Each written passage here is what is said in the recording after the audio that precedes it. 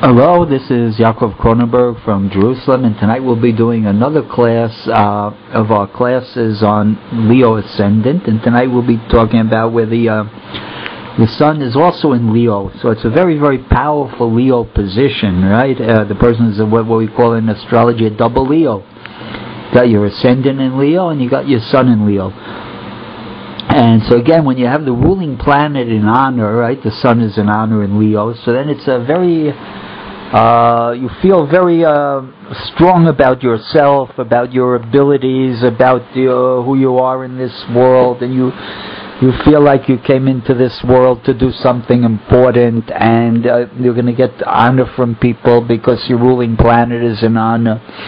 It gives you a certain ability to you behave nicely, you have good values. A person's got, when your ruling planet is in honor, it indicates good values, right? That's there's two inyanim in astrology: strength and quality. So when you have the ruling planet in honor, it gives you a lot of. First of all, it gives you a quality type of chart, right? Because you have the ruling planet in honor, and secondly, when it's on the ascendant. So it's going to make it very powerful, right? Because the ascendant planet on the ascendant works 100%. And the sun, if you look in Adam Arishon's chart, Aries is on the ascendant, so the sun is exalted in Aries in the first house in Adam Arishon's chart. So it's a place where the sun feels very, very comfortable and very strong. So it's going to make a real leader type of personality. A person who's got this combination of a sun in Leo with the on the ascendant in Leo, and it's going to be a person. Again, remember I always call this like the guru types, the person who's going to influence people by his own behavior, his or her own behavior. They're going to act in a way that is going to lead by what they're calling leading by example too. They're going to set the example for everybody, how to behave and how to be, and especially in the sun in Leo is very strong, very, very much a leadership type of position. Tonight I want to do a horoscope of somebody who was actually a leader in the field of astrology. His name was Alan Leo. He had a very, very important role in the history of astrology, which I'd like to talk about a little. And in the early 1900s, he was the leader of the astrological lodge in England, the largest group of astrologers in England. He was sort of the preeminent authority on astrology in England. And he had a very, very important influence on astrology. And I want to tell you about it a little bit, because we should know a little bit about the history of astrology if we're going to be astrologers. Alan Leo, he had a problem, a big problem, that he was accused at one time of fortune-telling. There's a law against fortune-telling in England, and he was accused of fortune-telling. I think once he was acquitted, the second time he was convicted and was fined. But in any case, this led him to have a traumatic experience where he decided to change the whole focus of astrology. Instead of making astrology predicted or predictive-oriented, until that time, astrology really was prediction-oriented. You went to an astrologer to tell you what's going to happen. You didn't go to an astrologer to tell you about your personality or about things like that. You went to an astrologer to know the future, right? But Alan Leo, he sort of got himself in legal trouble by this and saw that maybe the time wasn't right for prediction, so he should move over a little bit. It was also the time, it was converging this. At this time, the early 1900s, there was a very strong influence in the psychoanalytic movement was getting off the ground, and psychology and psychiatry, all these fields were new and very promising, and they sort of converged at that time with astrology started to converging, and Alan Leo decided He's going to make astrology much more, instead of essentially predictive oriented, it was much more put it in the direction of psychological orientation. Right? You talk about a person, their character traits, and you know, and you talk about you know, who they are and what they like, and you know, maybe you'll tell them what's a good career for them according to their thing, and you know, you'll talk to them. But a prediction, it was more very general predictive.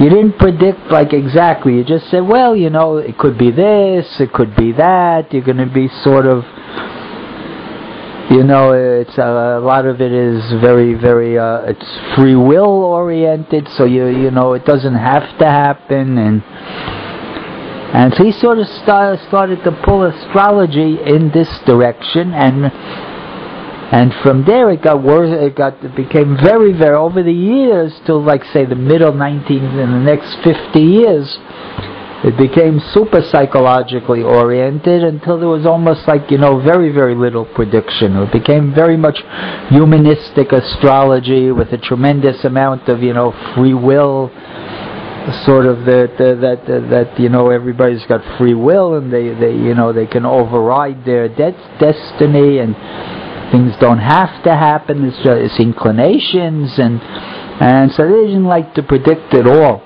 And then after that, in the 1970s, I know my teacher, he was one of the first teachers. He was grounded actually in psychology, my teacher. He learned at the medical school in Vienna, studied psychiatry. He had to drop out because of an illness.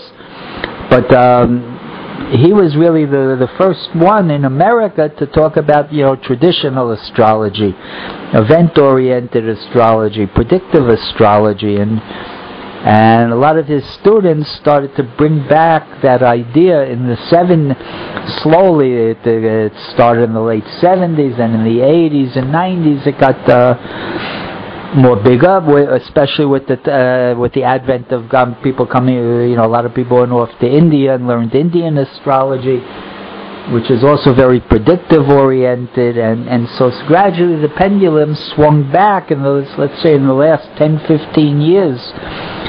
Maybe the pendulum swung back where astrology is again trying to become predictive.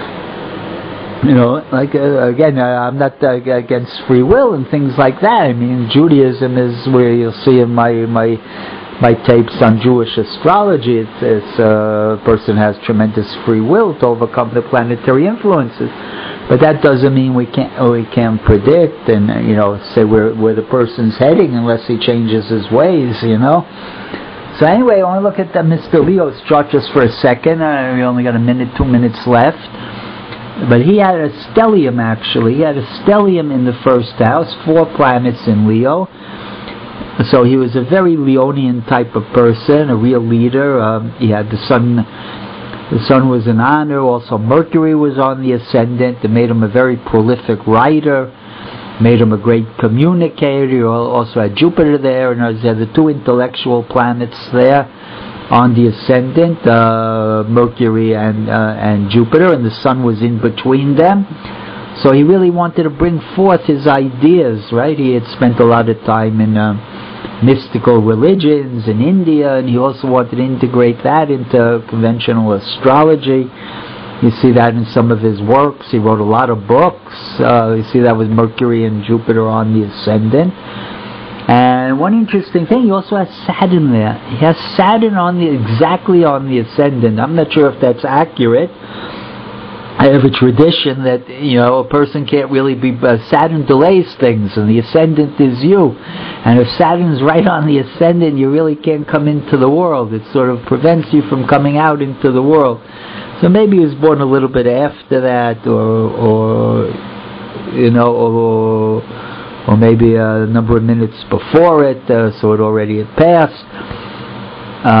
In any case, so he has Saturn there, right on the ascendant there, and he has that Saturn in detriment in Leo, which is it's a difficult combination. Here it's not so bad because again it's disposited by the sun in honor.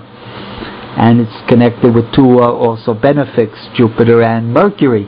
But I've seen a lot of cases where Saturn on Leo in the first house is someone who's like it ruins somebody's honor, right? The sun, Leo is honor, the Saturn ruins it, and when you have it on the ascendant, it's your own honor, right? And then so there's a lot of times it can ruin somebody's honor having Saturn and Leo there.